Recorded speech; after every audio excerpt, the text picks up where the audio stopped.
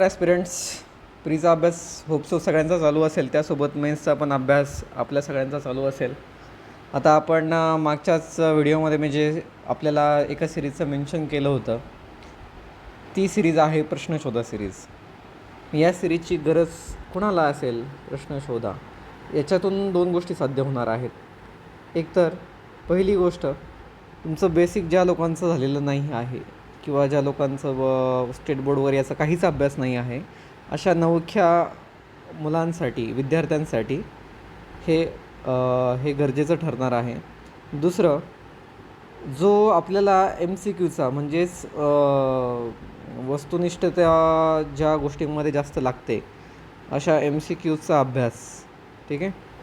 बहुपर्यायी जेव्हा आपल्याला प्रश्न सॉल्व करायचे असतात, म्हणजे अर्थात ही पूर्वपरीक्षेमध्ये याची गरज भासेल, तर त्या गोष्टींसाठी प्रिसाईज नॉलेज लागतं. अशा वेळेस ती वाचनामध्ये आपल्याला कुठल्या गोष्टीवर भर द्यायचा असतो, कुठल्या कीवर्ड कोणता असतो, तर या गोष्टींना आपण या सिरीजमध्ये कव्हर करणार आहोत, ठीक आहे. आता या सगळ्याची गरज कुणासाठी आहे? तर माझ्यामध्ये ज्यांनी आता नवीनच सुरुवात केलेली आहे MPSCमध्ये, तर त्यांच्यासाठी ही सिरीज महत्त्वाची ठरेल. कंबाईनच्या विद्यार्थ्यांसाठी, राज्यसेवेच्या दोन्ही विद्यार्थ्यांसाठी ही सिरीज महत्त्वाची ठरणार आहे. मला याच्यातून प्रामुख्याने स्त्री वर्गाला एक सांगायचं आहे. ज्या मुली किंवा ज्या महिला अशा आहेत की ज्या काम करून घरातल्या सगळ्या गोष्टी जबाबदारी सांभाळून स्पर्धा परीक्षांसाठी लढत आहेत, तर अशा ज्या रणरागिणी आहेत, तर त्या सगळ्या महिलांकरता ही सिरीज खूप महत्त्वाची ठरेल. तुम्ही काही करायचं नाही, तुम्ही तुमचं काम करता करता हे हेडफोन्स घेऊन जरी तुम्ही हे लेक्चर ऐकलेत, तरी तुमचं माझ्यामध्ये स्टेट बोर्डची रिव्हिजन तरी सहजपणे होऊन जाईल. ओके, ठीक आहे. आपण मग चला तर मग प्रश्न शोधा या सिरीजला सुरुवात करूयात. आता आपण इयत्ता पाचवीपासून सुरुवात करत आहोत. आता सगळ्यात महत्त्वाचं, ज्यांच्याकडे पुस्तके नाही आहेत, हरकत नाही, त्यांनी काय करायचं आहे, तर ई बालभारती हे एक कीवर्ड तुम्ही गुगलवर टाका. तिथे तुम्हाला स्टेट बोर्डची सगळ्या विषयांची, सगळ्या इयत्तांची पुस्तकं ई फॉर्मॅटमध्ये मिळून जातील, ठीक आहे. तर तुम्ही डाउनलोड करून घ्या. ज्यांना शक्य असेल ना, तर त्यांनी माझ्यामध्ये हार्ड कॉपी घेण्यावर भर द्यावा, कारण ही पुस्तके सहजपणे मार्केटमध्ये उपलब्ध आहेत. प्रश्नशोधा सिरीजचा पहिल्या लेक्चरला आपण सुरुवात करणार आहोत.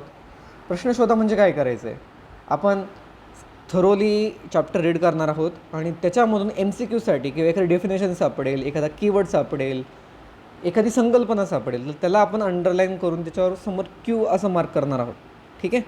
चला तर मग सुरुवात करूया. आपली पृथ्वी आणि आपली सूर्यमाला, ठीक आहे. काय सांगितलं आहे याच्यावर? ठीक आहे, त्यांनी सांगितलं की मैदानात उभे राहून वर पाहिलं असता आपल्याला आकाश दिसतं आणि निरभ्र आकाशात अनेक चांदणे दिसतात, त्या पृथ्वीपासून खूप दूरवर आहेत, हे आपल्याला माहिती आहे सगळ्या. काही चांदण्या मोठ्या आणि ठळक दिसतात, तर काही चांदण्या लहान व अंधुक दिसतात.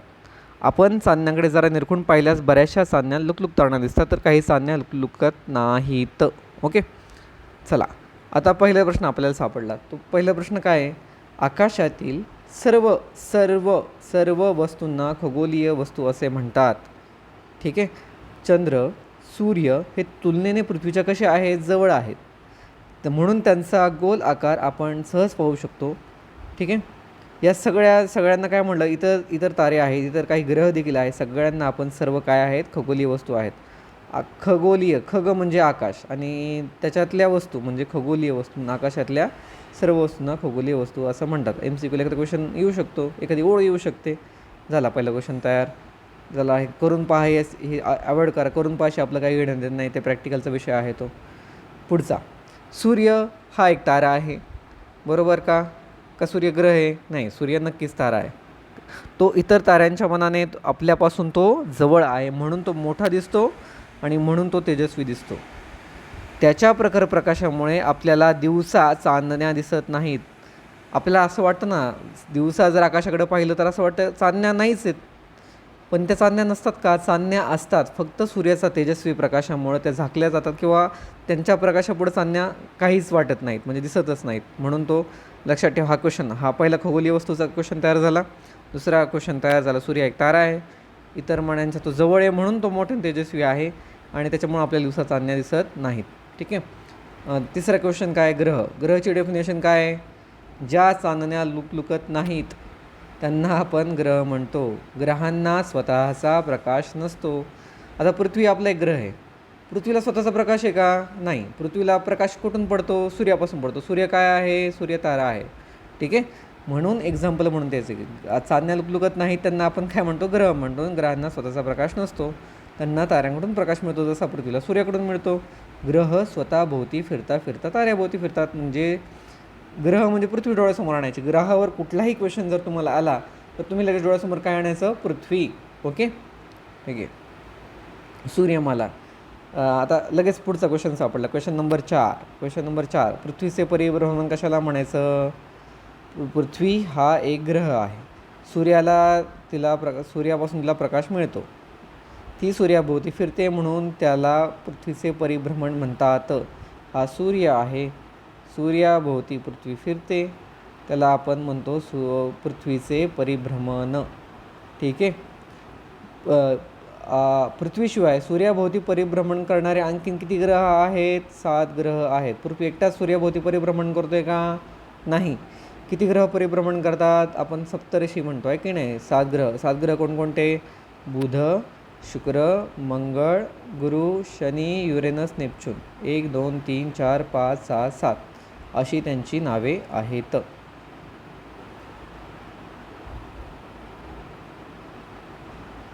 ठीक आहे. सूर्यमालेतील प्रत्येक ग्रह सूर्याभोवती ठराविक मार्गावरूनच परिभ्रमण करतो. तो मार्ग बदलतो का? प्रत्येक ग्रहाचा मार्ग हा ठरलेला आहे. आणि प्रत्येक हा शब्द देखील कीवर्ड आहे. त्या मार्गाला त्या ग्रहाची काय म्हणतात? कक्षा म्हणतात. कक्षा म्हणजे प्रत्येक ग्रहाचा एक ठरलेला रोड आहे सूर्याभोवती फिरण्याचा, त्याला म्हणतात कक्षा. सूर्य हा तारा आणि सूर्याभोवती फिरणाऱ्या ग्रहांना एकत्रितपणे काय म्हणतात? सूर्यमाला म्हणतात. सूर्यमालाची डेफिनेशन सापडली का? सापडली. काय? सूर्य एक तारा आहे. सूर्याभोवती ग्रह जे फिरतात त्यांना एकत्रितपणे सूर्यमाला म्हणतात. मग सूर्यमालेत ग्रहांबरोबर इतरही काही खगोलीय वस्तूंचा समावेश होतो का? तर होतो. संपला.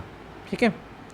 आता सूर्यमालेतील मग इतर खगोलीय वस्तू त्या कोणकोणत्या आहेत? मग त्यांनी सांगितलं की काही खगोलीय वस्तू ग्रहांभोवती परिभ्रमण करतात, त्यांना उपग्रह म्हणतात. आता आपला पृथ्वी ग्रह आहे, तो कोणाभोवती फिरतोय? सूर्याभोवती फिरतोय. पण आपल्या पृथ्वीभोवती पण काही वस्तू फिरतात, त्यांना आपण काय म्हणतो? उपग्रह म्हणतो. आणि उपग्रहांना कुठून प्रकाश मिळतो? मग ग्रहापासून प्रकाश मिळतो का? नाही. उपग्रहांना सूर्यापासूनच प्रकाश मिळतो. आता आपल्याला रात्री आकाशात चंद्र दिसतो, तो स्वतःभोवती फिरता फिरता कोणाभोवती फिरतो? पृथ्वीभोवती फिरतो. म्हणून त्याला पृथ्वीचा काय म्हणतात? उपग्रह म्हणतात. सूर्यमालेत बहुतेक, सर्व ग्रहांना नाही. इथं कीवर्ड काय आहे? कीवर्ड बहुतेक ग्रहांना उपग्रह आहेत. सगळ्या ग्रहांना आहेत का? नाही. बहुतेक म्हणलेलं आहे. मग ग्रह आपापल्या उपग्रहांसह सूर्याभोवती परिभ्रमण करतात. बटुग्रह कुणाला म्हणायचं आणि लघुग्रह कुणाला म्हणायचं? ठीक आहे. आता बटू म्हणजे छोटा, लहान.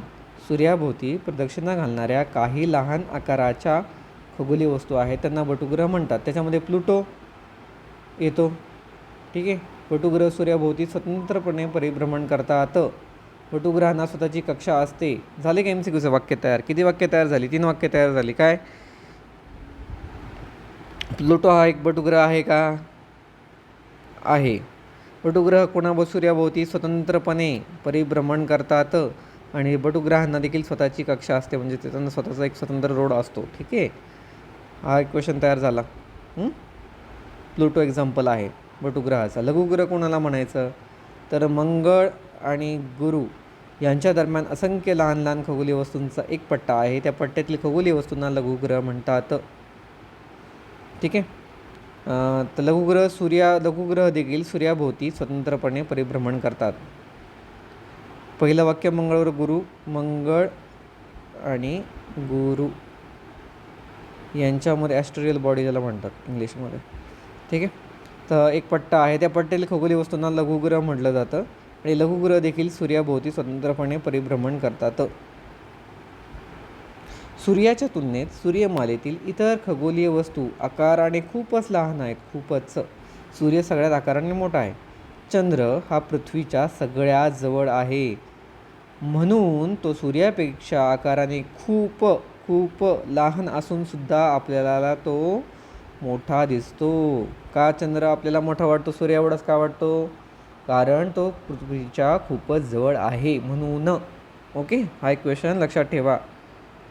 पण वास्तविक पाहता तो खूप छोटा आहे, पण पृथ्वीच्या जवळ असल्यामुळे तो आपल्याला मोठा वाटतो. कोण? चंद्र. खाली आपल्याला सूर्यमालेची आकृती दिली आहे, त्यातील मध्यभागी सूर्य आहे आणि त्याभोवती परिभ्रमण. आता हे सगळं जे आहे ना, सूर्यमालेत कुणाकुणाचा समावेश होतो? तर सूर्य आहेचे ग्रह, उपग्रह, लघुग्रह, बटुग्रह या सगळ्यांचा समावेश सूर्यमालेत होतो. ठीक आहे. माय व्हेरी पेशंट मदर सर मी नट्स असं काहीतरी आहे. माय व्हेरी पेशंट मदर. ठीक आहे. सूर्य, नंतर बुध, शुक्र, पृथ्वी, चंद्र, माय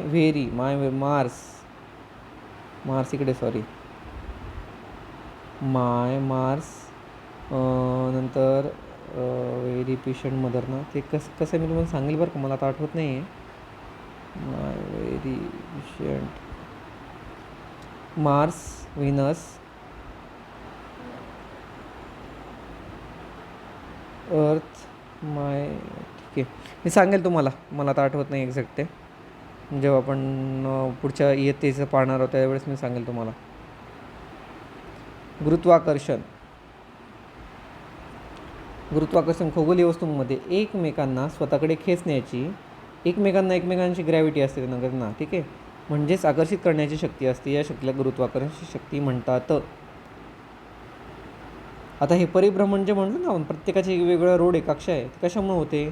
तर सूर्याची ग्रहांवर कार्य करणारी गुरुत्वाकर्षण शक्ती आहे. तसेच ग्रहांची सूर्यापासून दूर जाण्याची प्रवृत्ती आहे. त्याच्यामुळे एकत्रित परिणामामुळे ग्रह सूर्याभोवती ठराविक अंतरावरून ठराविक कक्षेत परिभ्रमण करतात आणि याच पद्धतीने उपग्रह देखील ग्रहांभोवती परिभ्रमण करतात. सगळ्यात व्हेरी इम्पॉर्टंट लक्षात ठेवा. कशामुळे होते? तर या तुम्हाला क्वेश्चन कसा विचारला जाऊ शकतो? तुम्हाला काय क्वेश्चन विचारतील की, पहिला प्रश्न तुम्हाला असा विचारतील की जी ग्रहांची परिभ्रमण कक्षा आहे ती कशामुळे ठरते? तर पहिलं सूर्याची ग्रहांवर कार्य करणारी गुरुत्वाकर्षण शक्ती, हा झाला पहिला ऑप्शन. दुसरा ऑप्शन काय? दुसरा ऑप्शन तर ग्रहांची सूर्यापासून दूर जाण्याची प्रवृत्ती. गुरुत्वाकर्षण शक्ती आणि ग्रहांची दूर जाण्याची प्रवृत्ती या दोघांच्या एकत्रित परिणामामुळे ग्रह सूर्याभोवती ठराविक अंतरावरून ठराविक कक्षेत परिभ्रमण करतात आणि त्याच पद्धतीने उपग्रह देखील ग्रहाभोवती परिभ्रमण करतात.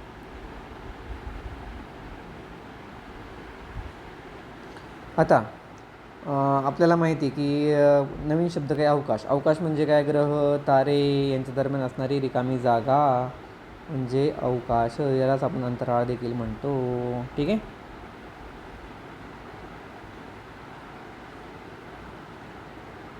आता यांनी इथे मंगलयानबद्दल थोडंसं दिलेलं आहे. आता हे मला थोडंसं जुनं वाटतं, मला नाही वाटतं याच्यावर काही क्वेश्चन येऊ शकतो.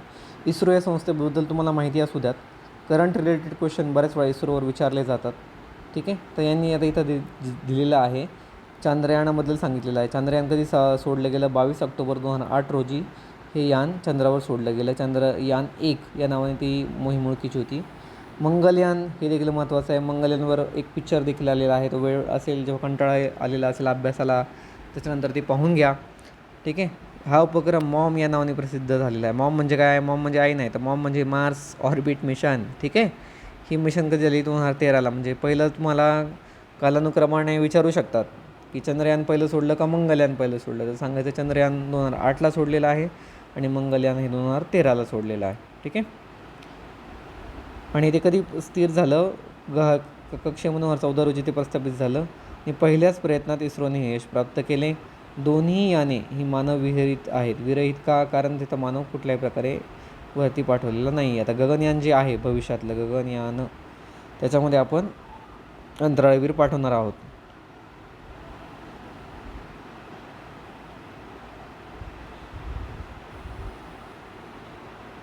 ठीक आहे.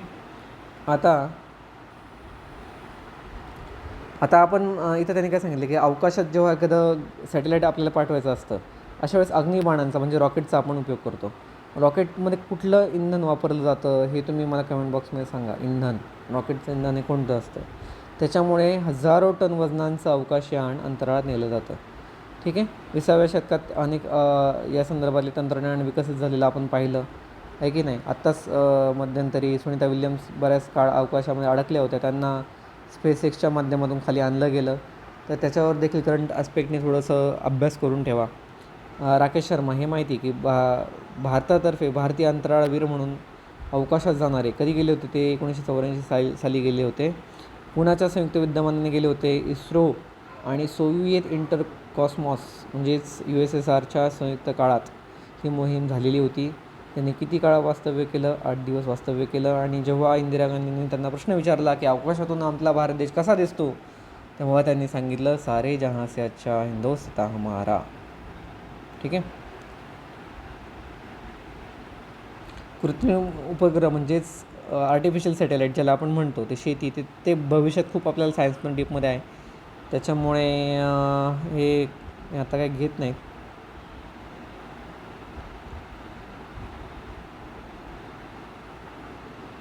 आपण काय काय शिकलो आता?